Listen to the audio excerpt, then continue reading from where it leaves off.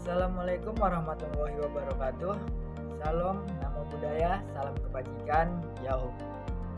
Perkenalkan, saya Chandra Kirana Sembiring. Saya peserta Latsar CPNS tahun 2025. Saya angkatan 16 kelompok 1. Saya dari instansi Badan Nasional Pencarian dan Pertolongan atau biasa disebut dengan Basarnas. Penempatan saya di Kantor Pencarian dan Pertolongan kelas Benias. Di sini saya akan membagikan pengalaman belajar saya hari kedua, agenda ketiga, yaitu tentang isu-isu yang berkaitan dengan Smart ASN, yaitu ancaman digitalisasi pemerintahan. Dalam pembelajaran kali ini dilakukan secara Zoom, dan pembelajaran ini dilakukan secara per kelompok. Di sini setiap kelompok diberikan waktu untuk memaparkan, dan nantinya akan ada sesi tanya jawabnya. Untuk kelompok yang pertama membawakan judul tentang bocoran data KTP oleh hacker. Dalam pemaparan kelompok pertama yang bisa saya simpulkan adalah bahwa data pribadi yang ada di KTP sangat sensitif dapat bocor ke hacker. Hal ini dikarenakan keamanan sistem yang lemah dan akses sistem yang tidak cukup aman. Dampak yang ditimbulkan antara lain seperti pencurian identitas, penipuan finansial, dan hilangnya kepercayaan publik terhadap kita. Solusinya seperti membatasi akses data dan melakukan audit rutin. Selanjutnya dalam pemaparan kelompok 2 yang berjudul kurangnya jaminan keaslian dokumen elektronik. Dalam pemaparan tersebut dapat saya simpulkan bahwa dokumen digital sangat rawan terhadap pemalsuan. Dokumen digital sangat rawan dipalsukan, dimanipulasi, dan disalahgunakan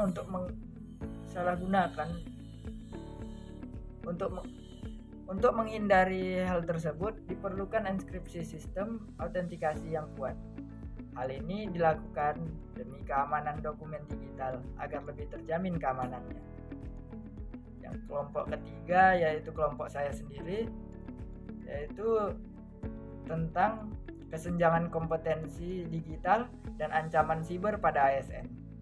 Hal ini terjadi karena kurangnya kesadaran tentang keamanan data, apalagi di kalangan ASN senior. Seperti yang kita tahu, seiring perkembangannya era globalisasi atau modernisasi, yang semuanya itu kita menggunakan gadget, para senior ini masih kurang melek terhadap teknologi, bisa dibilang kudet lah. Hal ini dapat mengakibatkan efisiensi kerja yang menurun dan ASN menjadi titik rawan serangan siber. Untuk mencegah hal tersebut, diperlukannya sosialisasi tentang pentingnya keamanan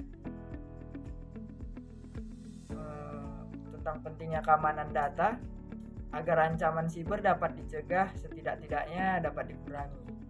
Dan yang terakhir, kelompok 4 yang judul pemaparannya yaitu bahaya serangan siber terhadap data publik. Pada penjabaran kelompok 4 ini yang bisa saya simpulkan bahwa serangan siber dapat berupa pencurian identitas, penipuan finansial, dan selain itu serangan siber juga berdampak pada keamanan negara. Solusinya kita harus memperkuat enkripsi data tersebut. Nah, jadi dari kesimpulan yang saya dapat dari pembelajaran hari ini, bahwa kita harus lebih berhati-hati dengan keamanan data kita dan juga lebih waspada terhadap bentuk file atau pesan apapun yang dikirim orang yang tidak dikenal kepada kita, karena bisa saja data pribadi kita akan disalahgunakan oleh pihak yang tidak bertanggung jawab. Dan juga terakhir dari pembelajaran tadi ditampilkan juga video biorka. Dari video tersebut dapat kita simpulkan bahwa keamanan data negara kita ini masih sangat kurang masih masih ada pihak lain yang dapat meretasnya.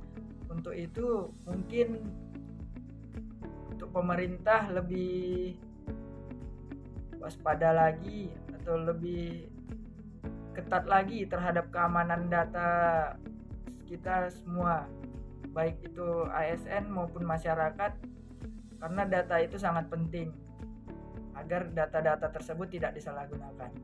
Mungkin hanya ini pembelajaran saya yang bisa saya dapatkan untuk hari ini. Lebih dan kurang saya mohon maaf. Assalamualaikum warahmatullahi wabarakatuh. Salam namo budaya, salam kebajikan. Yahoo. We are family. Afiknam jagat samagram.